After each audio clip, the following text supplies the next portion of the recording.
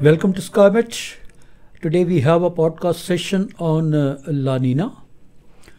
I am AVM GP Sharma, President Meteorology and Climate Change at SkyMet, and with me is Mahesh Palawat, the Vice President. It's about 3 weeks since we discussed about this topic, subject issue last, and therefore there is a time for the update now. There are some significant developments also, some changes taken place during these 2 to 3 weeks. So we thought we share with you. वैसे भी जैसे जैसे monsoon का समय पास आता है तो ENSO के बारे में जो जानकारी है वो बहुत इंटरेस्टिंग भी बन जाती है, इसलिए हमारी कोशिश रहती है कि हम आपके साथ जल्द से जल्द वो जानकारी साझा भी करें।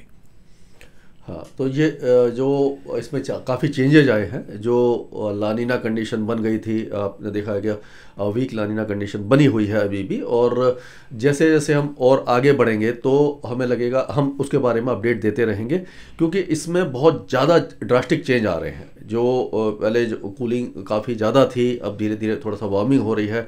तो आगे क्या रहने वाला है, क्या ट्रेंड रहने वाला है, वो बहुत कुछ इस पर डिपेंड करेगा कि आगे मानसून कैसा रहेगा। तो इसी के बारे में हम एक विस्तृत डिस्कशन करने वाले हैं।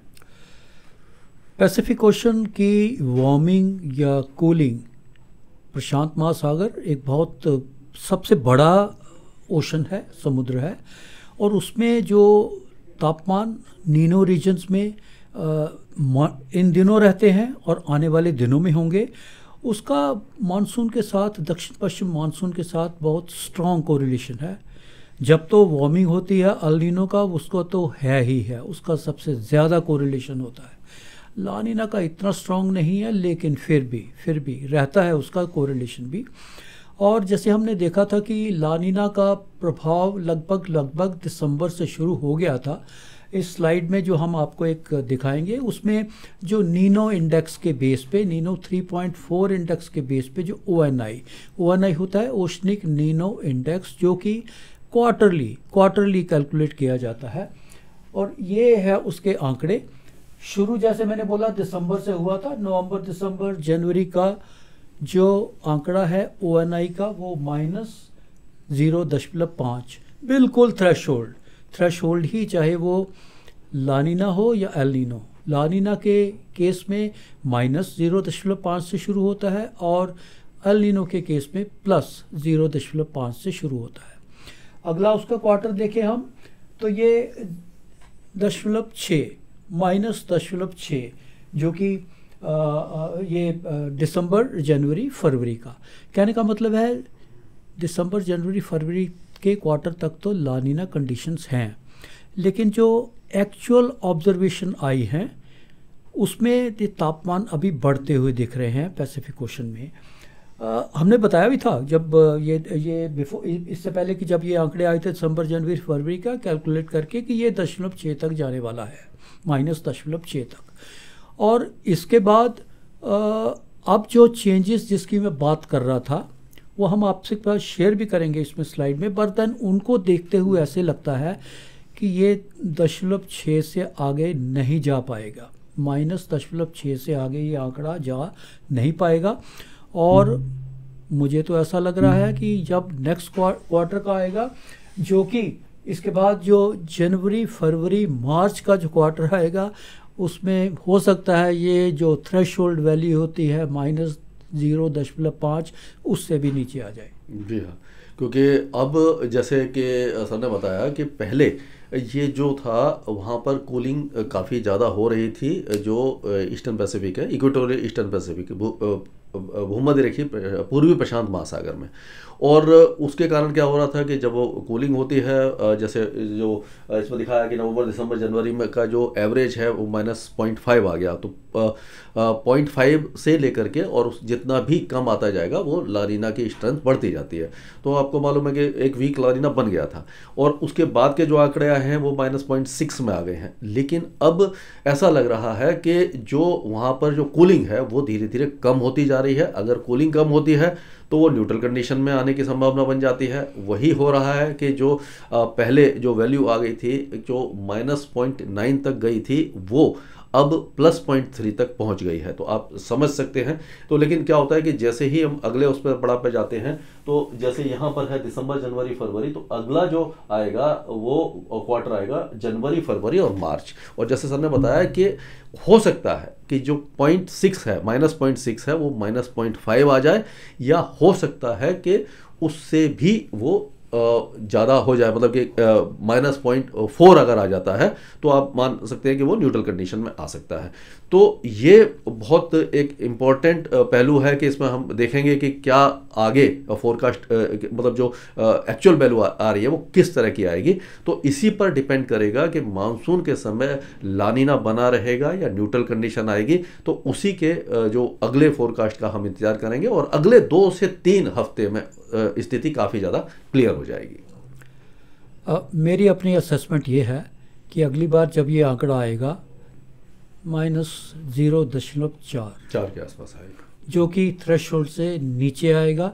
इसके कारण अगर ऐसा होता है तो दैट मीन्स लानीना एंड्स। और जैसे हमने पहले भी बोला था, it's going to be a very very brief event and week event also, so it should follow the same trend. It is going to possibly end earlier than expected. पहले हमने सोचा था हो सकता है अप्रैल तक भी जाएगा, और जो अगला आंकड़ा आएगा जनवरी, फरवरी, मार्च का, उसमें लानीना कंडीशंस रहेंगी। बट जिस तरह की स्थिति हम अब जो इसका आंकड़ा जैसे हमने जिक्र किया नीनो 3.4 का, और जो हम टेबल देखेंगे उसका जो वीकली टेबल ये आता है, ये है वीकली टेबल। जो ONI होता है वो नीनो 3.4 इंडेक्स जो है ये मार्कर है उसका। और हम देखें ये इसका जो वीकली वैल्यू, ये जो अभी कल की जो वैल्यू है, ये 0.3 डिग्री सेल्सियस है, प्लस है, ये प्लस ला गई। हाँ। जैसा कि पहले कहा -0.9 तक थी, और 5-6 सप्ताह पहले धीरे धीरे, पिछले सप्ताह ये 0.0 थी, अब ये 0.3 है। अगर ये और 2 और आंकड़े आने बाकी हैं मार्च के, हाँ। ओके, क्यों एक तो 23 तारीख 24 तारीख के पास आएगा, और एक 31 मार्च को आएगा। तो ये 2 और आंकड़े आने बाकी हैं, जिसके बेस पे जो ONI जनवरी, फरवरी, मार्च का बनेगा।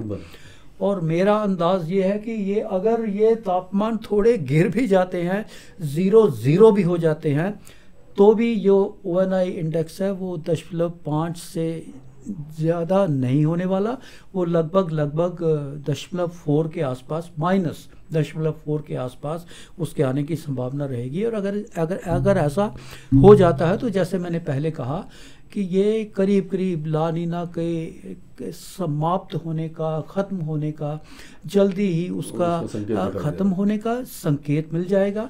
और उसके बाद ये न्यूट्रल कंडीशन जो है, मोस्ट लाइकली कंडीशन शुरू हो जाएंगी। पर मैं इसको कॉशन के साथ इसलिए कहना चाहता हूँ, इसको हम टेक्निकल भाषा में, मेट्रोलॉजिकल भाषा में स्प्रिंग बैरियर बोलते हैं। आजकल स्प्रिंग सीजन है, और ये पैसिफिक में जितने भी आंकड़े होते हैं उसको स्प्रिंग बैरियर से प्रभावित रहते हैं। रिलायबिलिटी बहुत ज़्यादा नहीं होती, लेकिन इतना भी नहीं लग रहा कि ये तापमान एक बार गिर जाएंगे इस हद तक कि वहाँ एकदम से कूलिंग हो जाए। वो होना मेरे ख्याल में तो संभव नहीं है, पर फिर भी हम इंतज़ार करेंगे और 2 सप्ताह और 3 सप्ताह, और उसके बाद आपसे हम ये जानकारी जो है शेयर करते रहेंगे। जैसे कि नीनो 3.4 रीजन को ही हम बेंचमार्क मानते हैं, उसको कैलकुलेट करते हैं। तो अभी आप देख रहे हैं कि जैसे 0 था, पहले -9 था 4-5 हफ्ते पहले, फिर 0 आया लास्ट वीक, अब जा करके प्लस में आ गया 0.3।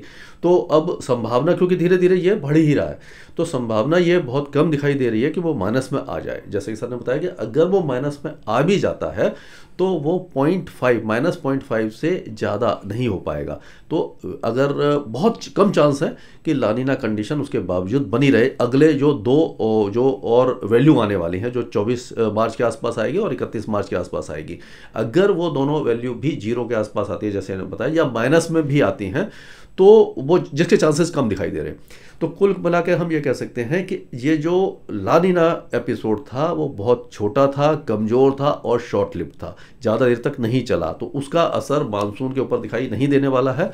अब ये धीरे धीरे हम न्यूट्रल कंडीशन में आ रहे हैं। न्यूट्रल कंडीशन क्या होती है कि अगर +0.5 से लेकर के -0.5 के बीच में अगर वैल्यू रहती है तो उसको न्यूट्रल कंडीशन कहते हैं। अगर +0.5 आ जाता है जो लगातार 3 क्वार्टर आ जाएगा और उसके बाद उसको फिर अल नीनो कंडीशन कहते हैं, जो चांसेज बिल्कुल भी आगे दिखाई नहीं दे रहे हैं। तो मोस्ट प्रोबेबली ये रहेगा कि अगले जो आएगा 3 महीने का जो एवरेज आएगा जनवरी फरवरी मार्च का, ये जो है जो अगला आएगा उसमें हम न्यूट्रल कंडीशन में धीरे धीरे आ जाएंगे। और मानसून के समय भी जो आंकड़े यही दिखाई दे रहे हैं कि हम न्यूट्रल कंडीशन में ही रहेंगे और लानिना इवॉल्व होना शुरू होगा, लेकिन हम ये कह सकते हैं कि अल नीनो पूरी तरह से रूल्ड आउट रहेगा। तो उस बेस पर हम मानसून का फोरकास्ट करेंगे जो अप्रैल के दूसरे सप्ताह में स्काईमेट करेगा। Pacific warming is not a very good sign for the monsoon. Okay, but then as long as it remains within the threshold, that means plus minus 0.5 degrees Celsius, we call it as ANSO neutral conditions. It doesn't harm, it doesn't corrupt the monsoon to large extent. But then yes, we always prefer that if the temperature remain 0 or on the minus side, that's always better. But then it may not happen. Okay, we see the monsoon forecast, the plot which is there. Next one, we will see this is the prediction for 9 months. Okay, so we are at this now, February, March, April. Blue bar is the La Nina component, the grey one is the neutral conditions, and the red one is the El Nino condition. For the next about 2 quarters, there is no El Nino. That means the temperature will not warm up to the extent that it will, sizable component of El Nino also becomes visible. It will not happen. लेकिन जैसे मैंने पहले कहा, spring barrier है, reliability बहुत कम रहेगी। मार्च अप्रैल की भी बात करें, अप्रैल मई के शुरुआत तक भी बात करें, रिलायबिलिटी बहुत कम रहेगी इसकी। लेकिन जो इंडिकेशन है उसमें फेरबदल ज़रूर हो सकता है, लेकिन एकदम उलट फेर नहीं होता है। हम देख रहे हैं कि ये मानसून का समय जब आएगा, अप्रैल मई जून में मानसून शुरू होगा, मई जून जुलाई एंड जून जुलाई अगस्त, ये महीने हैं मानसून के। धीरे धीरे पहले तो लानीना तो ज़रूर कम हो रहा है, लेकिन जब तक मानसून आ रहा है तो इसमें कोई एकदम बिल्कुल ज़ीरो पे नहीं आ रहा है। इसका मतलब अगर इस प्लॉट पे जाएं तो पहले तो तापमान थोड़े बढ़ेंगे ज़रूर पैसिफिक में, नीनो 3.4 रीजन में, लेकिन जैसे मानसून आ जाएगा उसके समय पास में आ जाएगा तो हो सकता है ये थोड़े थोड़े न्यूट्रल की तरफ ही रहें और ज़्यादा ये गर्म ना रहे। कोई भी जोन प्रेफर्ड जोन नहीं है मानसून में, ना तो लानीना ला ही न्यूट्रल, और अल नीनो की स्थिति तो बहुत ही कम ना के बराबर है। तो कहने का मतलब ये है कि आने वाले दिनों में हम अपनी मानसून की फोरकास्ट भी हम इन्हीं दिनों में देते हैं। अप्रैल के पहले दूसरे सप्ताह तक हम पर मानसून की फोरकास्ट कोशिश करेंगे उसका भी एक सेशन करके आपके साथ शेयर करें as and when we give that forecast. पहले दूसरे सप्ताह के आसपास हम उसके आंकड़े अभी तक तो हम कलेक्ट कर रहे हैं, कोलेट करने हैं, उसका रिजल्ट बनाना है, समय लगता है उसमें। तो उसको चलते ये जो मानसून का समय जब आएगा तो करप्ट होने की संभावना तो नहीं दिख रही अल नीनो के बेस पे। और जैसे हमने कहा कि अल नीनो का असर तो बहुत ज़्यादा रहता है और मानसून असेसमेंट की स्थिति थोड़ी और बेहतर हो जाएगी अगर हम इसको 2 और 3 सप्ताह का समय अगर और देंगे और जब तक मानसून फोरकास्ट करेंगे तो जब तक मानसून का फोरकास्ट देंगे और आपके साथ शेयर भी करेंगे, हो सकता है स्थिति थोड़ी बेहतर हो जाए। तो हमें तब तक थोड़ा इंतज़ार करना पड़ेगा। शुरुआती आंकड़े ये बताते हैं कि मानसून एटलीस्ट पहला हाफ जो है वो तो करप्ट नहीं होना चाहिए। दूसरे सप्ताह के बारे में जो होगा, जैसे मैंने बोला कि वो जैसे जैसे और आंकड़े आएंगे आपके साथ शेयर करेंगे, पर कुल मिला के स्थिति मानसून की सामान्य सी बनती ही दिखाई दे रही है।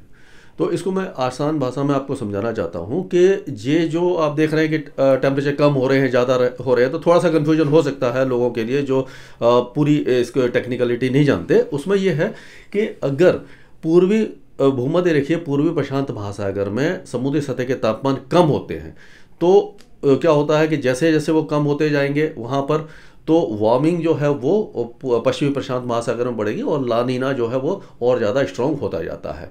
तो उससे हमारा मानसून मतलब ठीक ठाक रहता है। लेकिन जैसे अभी स्थिति बन रही है कि वहाँ पर पूर्वी प्रशांत महासागर में तापमान पहले घटे थे, अब धीरे धीरे फिर से बढ़ने लगे हैं, लेकिन वो इतने ज़्यादा नहीं बढ़ेंगे कि अल नीनो की स्थिति बन जाए। अल नीनो हमारे मानसून को ख़राब करता है, तो वो अल नीनो तो बनने वाला नहीं है। लेकिन अगर ये टेम्परेचर थोड़े से बढ़ते भी हैं तो जैसे मैंने बताया कि +0.5 और -0.5 के बीच में अगर ये बने रहेंगे तो वो न्यूट्रल कंडीशन होती है। न्यूट्रल कंडीशन भी मानसून के लिए ठीक होती है, और अगर वीक ला नीना बन जाता है वो भी ठीक रहता है। तो कुल मिलाकर के इस सारांश ये है कि अगर थोड़ी बहुत वहाँ पर वार्मिंग होती भी है तो न्यूट्रल कंडीशन में ही मानसून के समय पोजीशन रहेगी। जो आप देख रहे हैं कि फरवरी मार्च अप्रैल में जो आप ला नीना की पोजीशन देख रहे हैं, वही मई जून जुलाई में जाकर के जब मानसून शुरू होगा वहां पर आ जाएगा, और न्यूट्रल कंडीशन काफ़ी ज़्यादा रहेगी। और ला नीना की भी जो बार है आप धीरे धीरे बढ़ती हुई देख रहे हैं, यानी कि वहाँ पर फिर से जो है कूलिंग शुरू हो सकती है। तो जैसे सर ने बताया कि शुरुआती दौर का जो मानसून है वो इस समय ख़राब होने की स्थिति में नहीं दिखाई दे रहा, नॉर्मल कंडीशन में रहेगी। और जैसे जैसे हमारे पास आंकड़े आते जाएंगे, जैसे कि मानसून का फोरकास्ट हम सेकेंड वीक ऑफ अप्रैल में करेंगे, तब तक हमारी 2 या 3 वैल्यू और आ जाएंगी, तो और ज़्यादा अच्छी स्थिति में रहेंगे कि हम मानसून के बारे में आपको ढंग से समझा सकें। और अभी ये मान के चलिए कि मानसून ख़राब होने वाला नहीं है। So we close this session on a positive note that the monsoon possibly will not get corrupt due the Pacific conditions, but always, as I said earlier also, with a caution, because it's a spring barrier time, which makes the reliability of the forecast a little less than normal. So we wait for the fresh data which is there over the next about 2, 3, 4 weeks or so. It becomes a little more reliable at that time. We have to wait till that time. We share with you. तो आपने देखा हमारा ये podcast, ये YouTube पे तो available है ही, तो ये जियो सावन पे है, एप्पल पॉडकास्ट पे है और स्पॉटिफाई, इन सारे जो प्लेटफॉर्म है इसके ऊपर अवेलेबल है। आप इसको देखिए, लाइक करिए और शेयर करिए। धन्यवाद।